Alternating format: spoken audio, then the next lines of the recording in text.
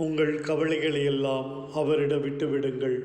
அன்பு இயேசுவே, எங்கள் கவலைகள், துயரங்கள், நோய்கள், நெருக்கடிகள் எல்லாவற்றையும் இனிய முகத்தோடு சுமப்பவரே, உம்மிடம் சேரும் சுமைகளை பற்றி நீர் என்றும் வருந்துவதில்லை. தாங்க முடியவில்லையே என்று முணுமுணுப்பதில்லை. சுமைகளை, கவலைகளை தருபவர்களை கண்டு வெறுப்பதில்லை.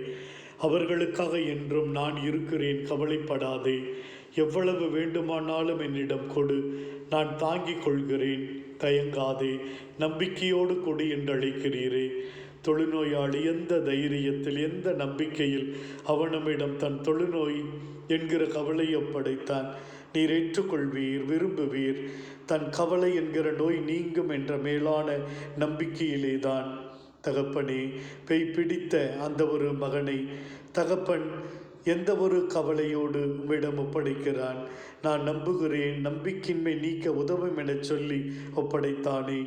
நீர் இருந்திருந்தால் என் சகோதரன் இறந்திருக்க மாட்டான் என்ற நம்பிக்கையிலே மார்த்தா மரியா கவலையை ஒப்புக் கொடுத்தார்கள்.